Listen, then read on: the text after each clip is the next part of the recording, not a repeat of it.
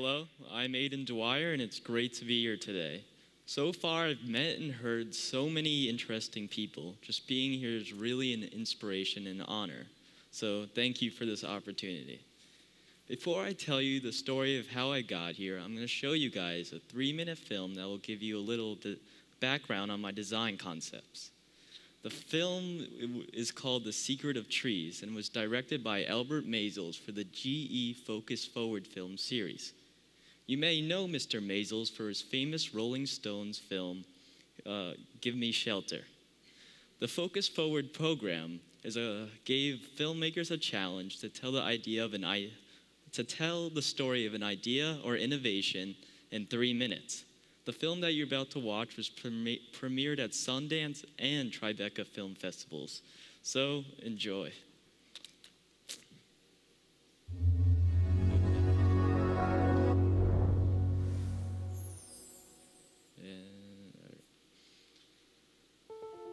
One time I was on a hiking trip, and I noticed trees, and I realized that trees were made for collecting sunlight. So I tried to think of how I could put solar panels on trees. Once I saw there was a pattern in the trees, and I was like, there must be some mathematical formula behind the trees. And I found out it was about the Fibonacci sequence, and I said I could use this towards solar energy. The sequence determines how the branches in a tree spiral up. I realized where leaves are, I could just put solar panels. I eventually came up with my first model.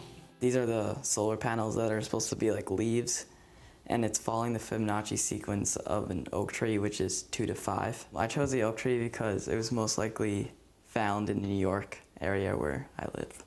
This is my second model, and you can see it's much bigger, and it follows the Fibonacci sequence of an oak tree, which means that 5 branches spiral on the trunk twice to reach the same starting point in the trunk. So you can see this is the first branch, second branch, third branch, fourth branch, fifth branch. The sixth branch is in the same position as the first, and it just keeps spiraling all the way up like a tree, almost as though it tracks the sun throughout the whole entire day, because you'll have collection in the morning over here, collection in the afternoon up here, and also collection in the evening over here. So sunlight's always getting to it. My dad told me about the Young Naturalist contest, so I was like, I probably should enter into this. It turned out that I became a finalist. Aidan's entry surprised us. That was one of the more applied entries in terms of looking at the sun and thinking about solar energy and thinking of a new way to create solar power. The fact that he was able to look at trees and make a direct connection between the way leaves and branches are arranged on trees and how that might help him think differently about how solar panels maybe should be arranged blew us away. After the Young Naturalist Awards, I got invited to speak at this conference called PopTech, which was like a conference of ideas. And I was invited to the White House Science Fair, where I presented my project to President Obama. And it was just cool to hang out with kids who also had an interest in science. We do see that the work that stands out, we often see a strong family component in support. You can tell that the young people have needed the support to build their solar models, as in Aidan's case. My grandpa has really helped me with building it and giving me suggestions on what type of materials I should use. And my dad just has been encouraging me all along. They're the problem solvers of tomorrow. That's why you have to spend time with them, you have to work with them, and encourage them. When I'm older, I definitely want to do something involving innovation in science. I definitely think kids should be more involved in science because what we do now is really going to affect what we do in the future, and we have the power to change the world.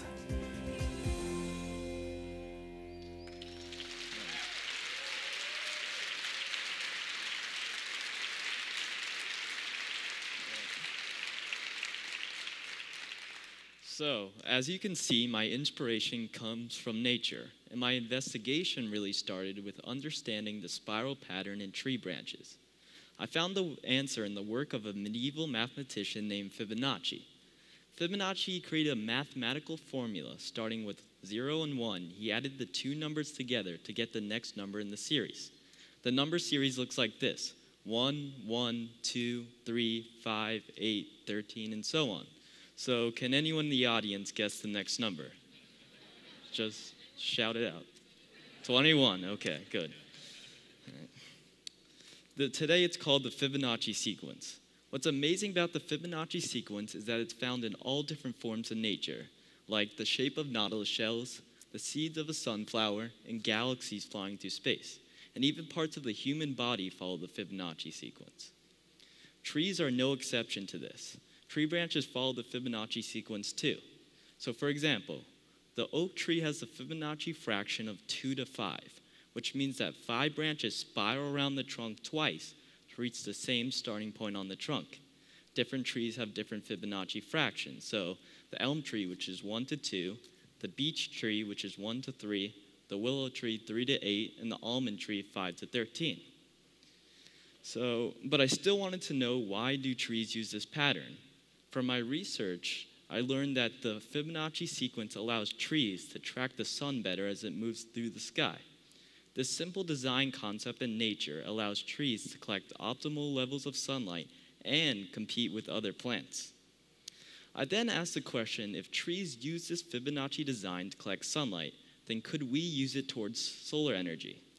I designed and built a series of prototypes and tested them against a flat panel array.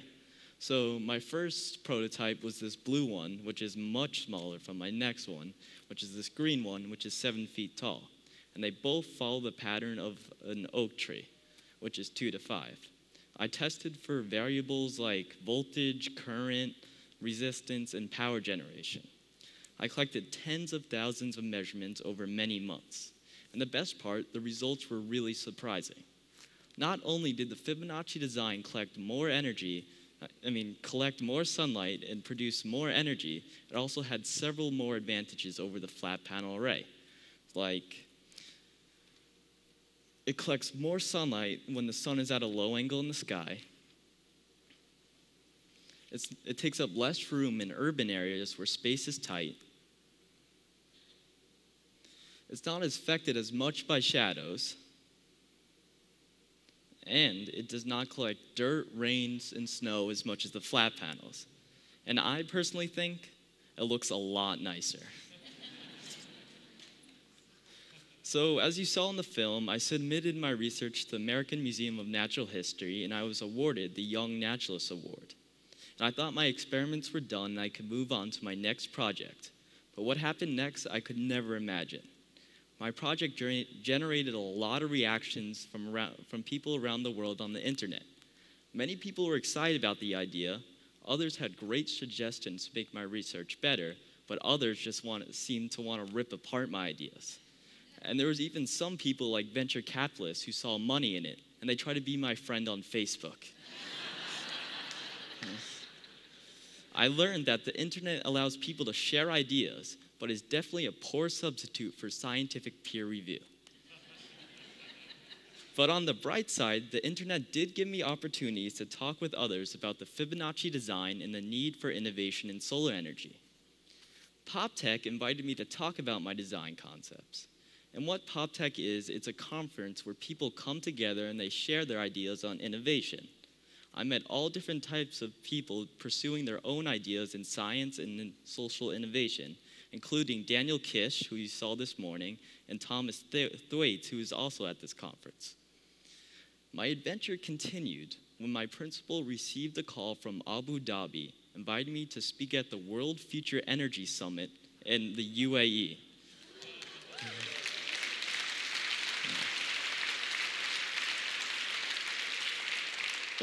First of all, I had no idea where Abu Dhabi was. But I went and I talked about my design along with world leaders like the Premier of China and the President of the United Nations. And the greatest part about the experience was it really opened my eyes. I saw many other countries around the world striving to improve alternate energy designs. I even learned there are young students who are not different from myself who are committed to making the world a better place for generations to come. I was also surprised to discover that many oil-rich countries are at the cutting edge of sustainable energy. Abu Dhabi is designing and building Masdar City, the world's first green city. But my trip wasn't all work. My family got to come with me, and we went to the desert for one day. and we went sandboarding and dune bashing, and I even got to meet a new friend, Miss Gamble. But I really think the highest honor came when I had the opportunity to meet President Obama and talk to him about my design concepts and the need for our country to pursue innovation. Meeting so many people around the world really gave me the inspiration to take the Fibonacci design to the next level.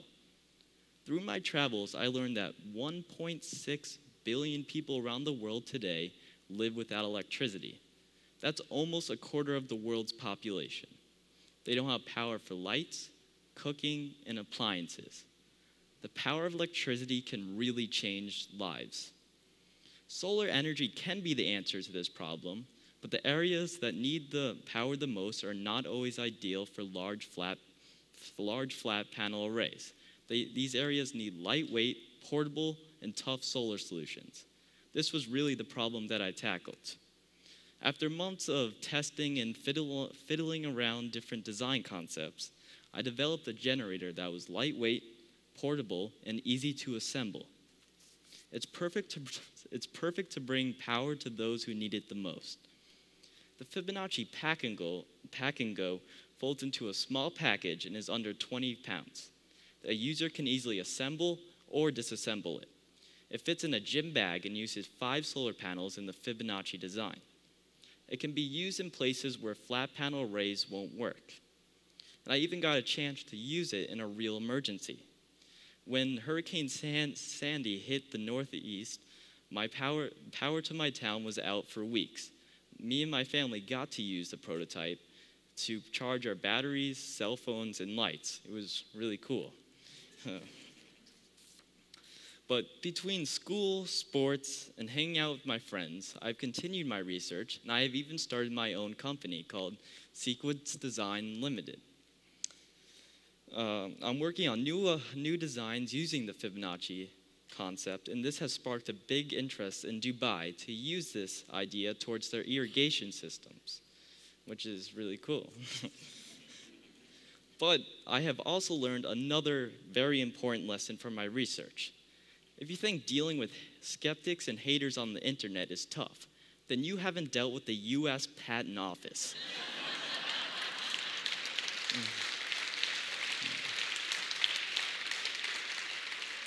After 2 long years, I am still going through the long application process, but I promise you, I will not give up. I'm now also exploring whether the Fibonacci design can be used in other ways.